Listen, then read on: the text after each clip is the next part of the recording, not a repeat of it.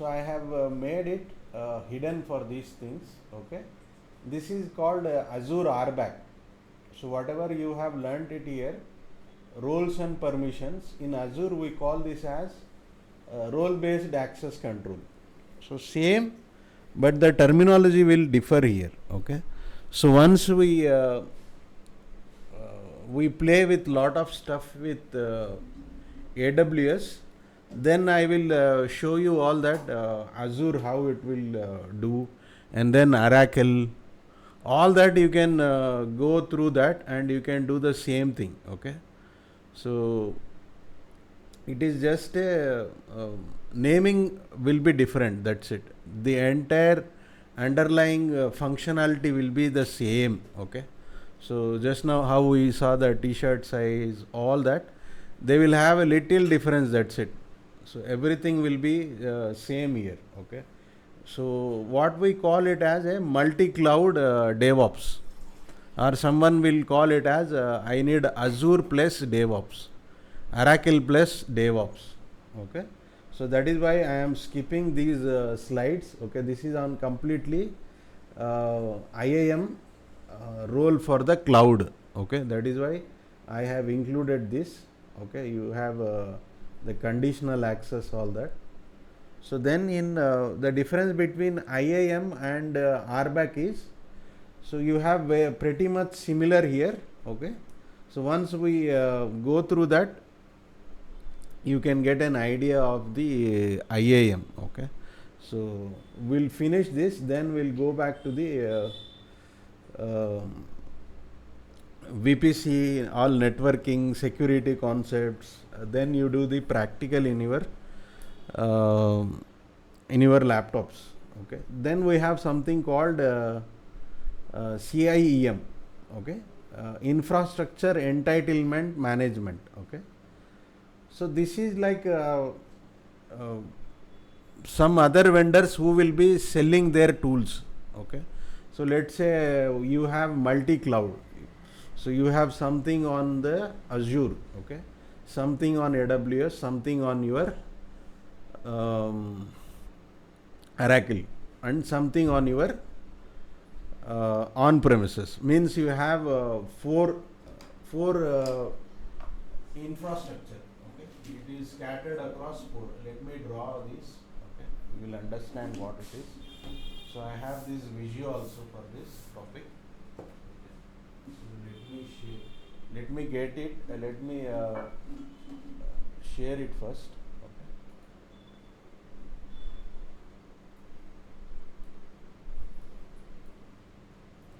So you're able to see the screen now. Paint. Yes, Okay. See, you have here. Let me. This is my on-prem. Okay.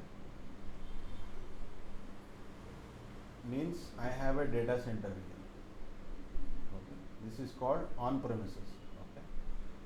So I had a requirement. I have gone through a cloud. Okay, which is AWS. Okay. So I have one more partner here. Okay. Okay. So they have Azure Cloud. Okay. So I have one more company, okay, which I wanted to acquire. Okay. This is competitor one. Okay. They have, let me put this color red. Okay. So they have in Google, something in Google, okay, Google Cloud, and something they have kept it in Oracle. Okay, this is Oracle Cloud. So now we want to acquire this company. Okay. So this is done. Okay. So earlier we had a connection. Okay, I will put it this one as a green here, green connection. Okay. So we had connectivity only to AWS. Okay. So these guys have connectivity. Okay. So I will put this color, different color. Okay, they had this connectivity. Okay.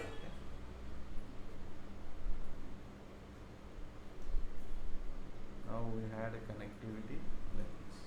Okay. So we didn't have connectivity to Azure. Okay. So but this competitor had a connectivity to Azure. Okay. So now we want to manage everything here. Okay. You have database servers here. Okay. So your few database servers are here. Okay. And AI and ML workloads are in Google, and your traditional web servers are in this. Okay. App and DB is in on-prem. Okay. So this is what you need to manage it now. Okay. This is very challenging for you. Okay. Now they have a solution. Okay. Now they want to connect it like this. Directly they want to connect it. Okay. And they want to connect this, and they want to remove this location. Okay, whatever they have there. Okay, they want to release that building, and they want to migrate. Let me put it this one. They want to migrate the app and DB servers. Okay, so they have 20 servers per app, and DB they have 5 servers. Okay, that is the policy, that app and DB should not be in the cloud. Okay. So now they want to manage all this complex infrastructure. This is not only one infrastructure they are managing. So you need to manage everything here. So you have 4 clouds, and then you have partner, and you need to migrate. Okay, this is the solution. So now what happens is, these vendors will come in. Okay, whatever we are seeing it here in the presentation, these guys will come now. Okay, so cloud entitlement management and CIEM. Okay, wherever you have a cloud infrastructure, we are going to manage that. Okay, so you are getting that, or is it complicated, the example? Yes, sir. Okay. How about you, Nilanchal? You got it, the scenario? Yes, sir. Okay. So now while you are doing some permissions here and there, okay, there was some permission which is leaking now. Okay. So instead of giving read-only access or view access, you have given full control here at one location. Okay, at one location you have given the complete access. Okay, let's say while migrating here, you have given access it here somewhere. Okay, let me put it in the gray area. Okay, so somewhere here or at this location, you have made a security permissions. Okay, so that these permissions are affecting this one also. Okay, so from here he is trying to access this, and then he is trying to create it on the AWS also. Okay, that permissions. Now these vendors will come in and they will tell you, okay, where is the labs that you have. So cloud infrastructure and entitlement. Okay, they will discover, analyze all the right sizing and permission across the cloud environment. This is not a single environment. You will have multiple cloud environment. Okay, then they will solve the problem with the permission explosion. So this you should be having the only whatever is required, least permissions. Okay.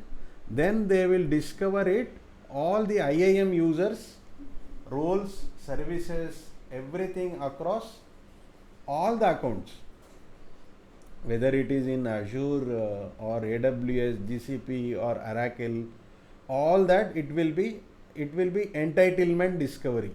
Okay, so what are you entitled to access, what is that you are denied, what permissions you are required. So then there will be a permission analysis done across all the resources, membership and role inheritance. Okay, if you are having particular role, you should inherit only that role. Okay, if you are a child, you should get only the child permission, you should not be having the parent permission. Okay, you should inherit only that. So those things, this CIEM will be taken care. Okay, so then you have all these things. Okay, I don't want to read through all that. So it is in a nutshell, it will remediate everything here. Okay, then you have continuous monitoring. Okay, so if there is anything, any change you are making. Okay, so if you are making any change, okay, so centrally you need to monitor now. Okay, let me put it the pink color now. Okay, so you should be monitoring if something is being changed here, or anyone is altering this. Okay, or you are altering anything. Okay, here. Okay, or you are altering anything here. Okay, so it will be continuously monitoring it. Okay, if you are changing the permission, you should detect that. Okay, so then you will have a remediation workflows. Okay, we will see that in the later chapters. Okay, see, this is called cloud entitlement management. It is not only with the one cloud provider or one cloud vendor, it will be with the multiple vendors. Okay, so these are all your CIEM tools and platform. Okay, so you have Wiz, then Palo Alto, Hermetic, Tenable and CrowdStrike. Okay, so these are all the providers. Okay, they are all the platform where you will extract all this. So let's say you want to go with the CrowdStrike Falcon. Okay, they will be managing all your identity and access management across multi-cloud, Azure, AWS and GCP. Okay, so everything they will be monitoring based on the policies you are defining. Okay, so you have something called service accounts. Service account is something like you need to be running with a network service or local service. Okay, so now I want you to open your services.msc and share it. I will pass the video here. Okay,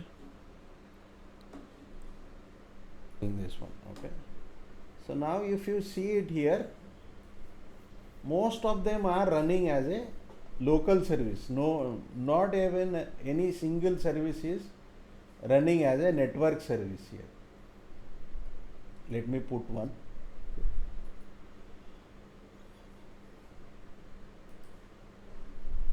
Properties. Okay, so here you have local system account.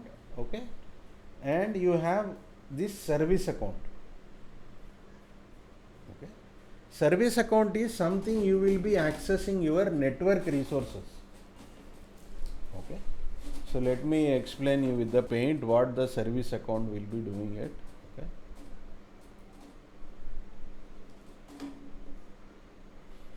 file. Okay, new. Okay, so you have your server here. Okay, this is your server, this is your AD, Active Directory. Okay, which is in the premises, and you have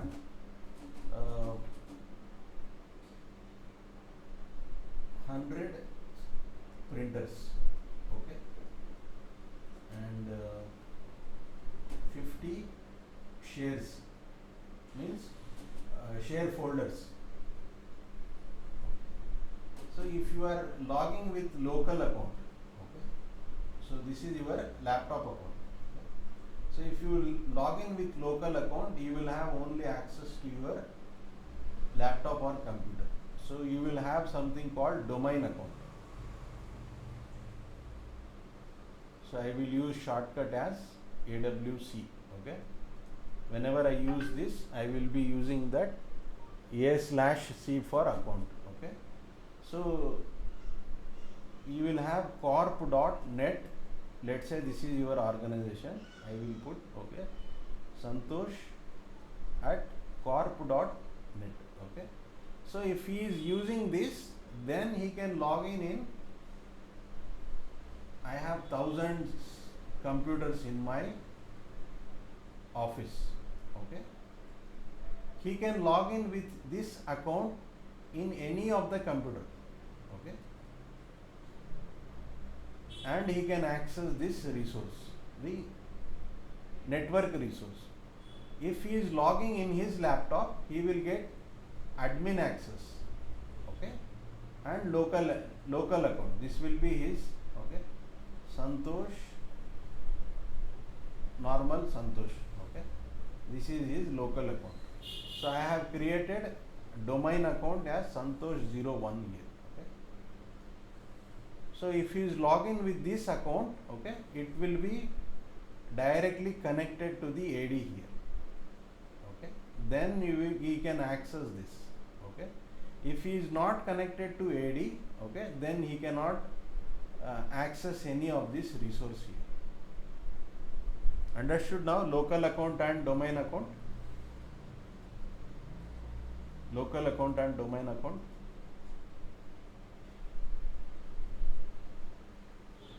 Yes. Okay. So let's say if I am running any service here, okay, so this will be local. Okay. So the local service cannot be registered with AD, means Active Directory. So if you want to run any service here, let's say he wants to broadcast a NFS server, okay, or file server, then he has to run that particular service as a domain account, so that it will be available to everybody here, so that these guys can access. Okay. So if you are running locally, then it will be restricted. Okay. So let's say you are running locally. Okay. Then someone who directly access it, then only they will be able to access.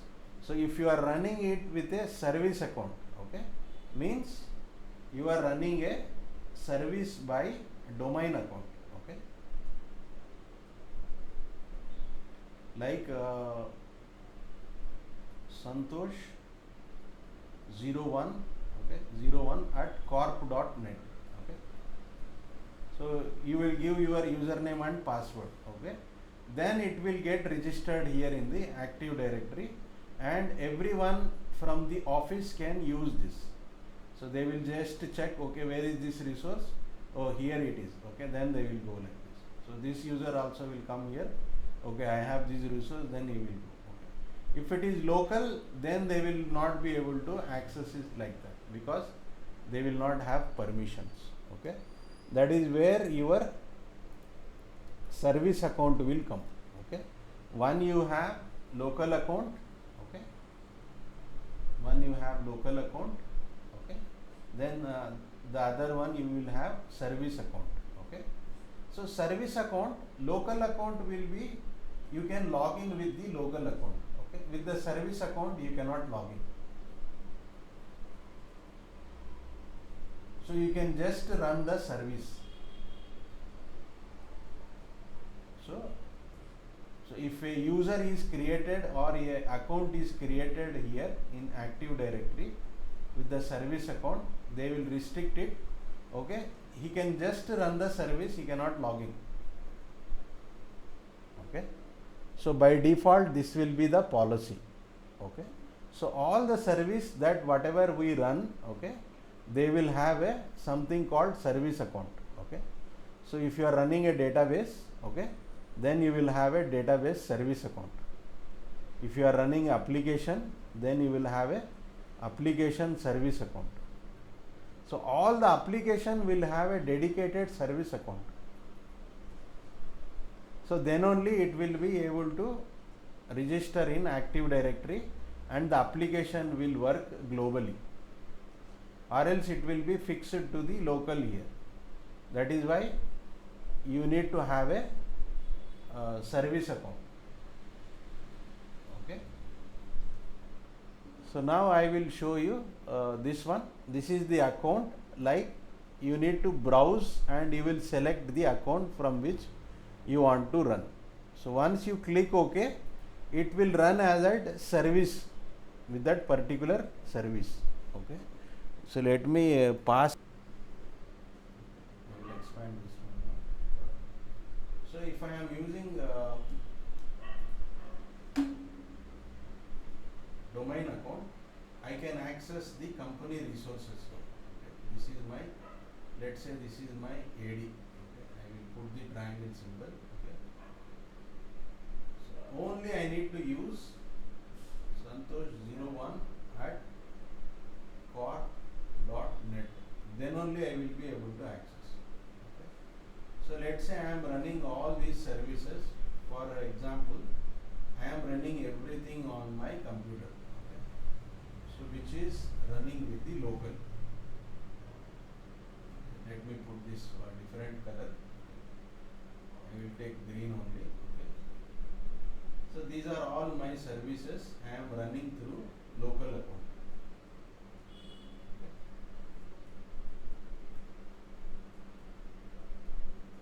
So local account means I am restricted only to this computer. Okay. Only one computer. So I am not able to access this. Okay. This link is not there. Okay. It will not identify who you are. Okay. So I know only Santosh01. If you come in with this account, I will allow you to interact, or else I will not know this service. What is this? Till now clear? So let's say this is the accounts that they are running in with local account, means Santosh. Okay. The account name is here Santosh. So all are running as a user account. Okay. So if they try to access, they will not be able to access because they cannot reach out. Outside they cannot go. Beyond this computer they cannot go, because that is local account. So once you have a domain account, then only they will be able to reach outside this computer, or else they will be hanging inside that local computer. So now what the user is doing, so now instead of running it as a local user, he will try to run as a service account. So he will put a service account, okay, service account for DB. Okay. So now the database will not run like this. It will go and connect to the Active Directory. Okay. So now all the users who have connected to AD can see this. Okay. We can see the database, because this is running as a domain account, as a service account. Okay. That is what a service account is. Let me log in into my domain controller. Okay.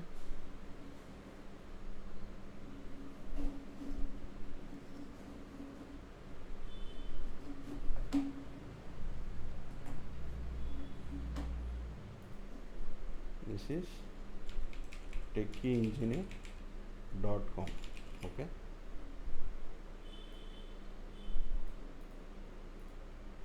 So this is my local computer. Okay. This is my local. So let's say I have 10 computers here. Okay. So they are all in one domain. I will put it all in. I will put it as circle here. Okay. They are all part of a domain here. Okay. So if I want to access any of these resources, file share or that, so I will be using my Techie Engineer account, not my local account. Okay. So one I have, this is my local account. Okay. So let me say, okay. So if I am using admin user, okay.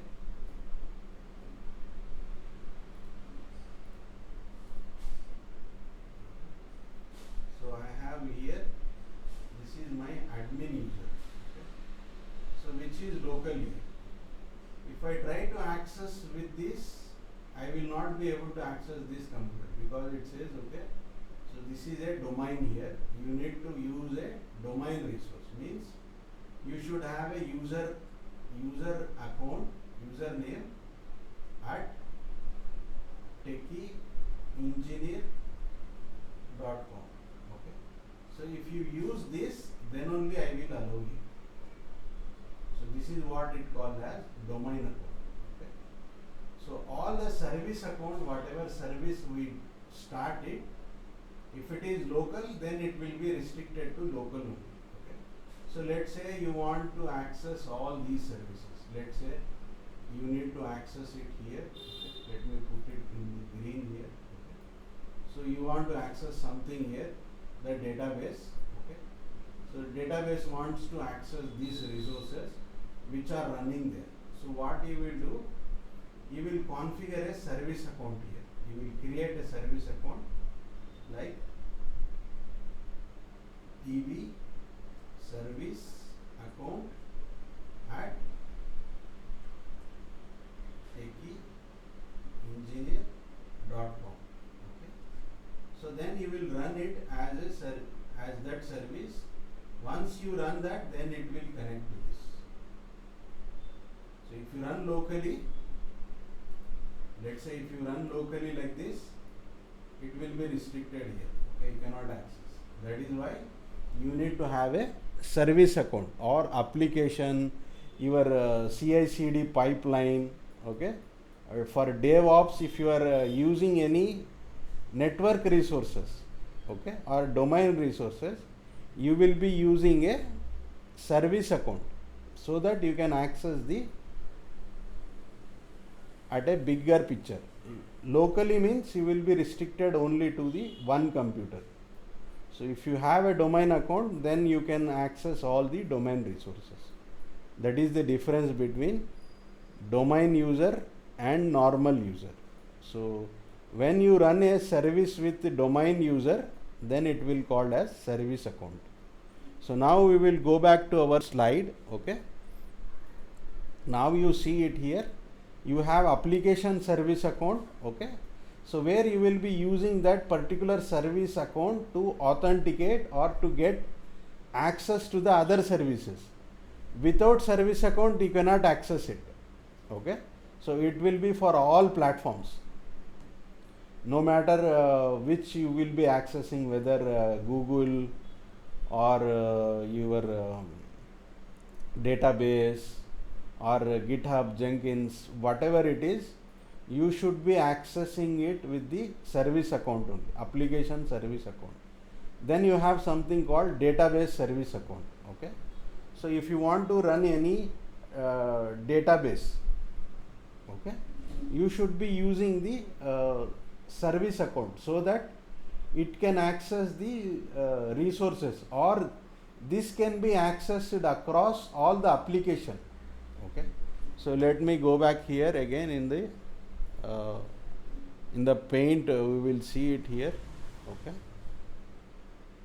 Here is the paint. Okay. So let's say you are running the DB account. Okay. This is your database. Okay. So you are running with local account, not with the service account. Okay. So users cannot connect from this. They cannot be able to connect it. Okay. So it is not accessible here. Okay, so you are not allowing it. So this is a local boundary.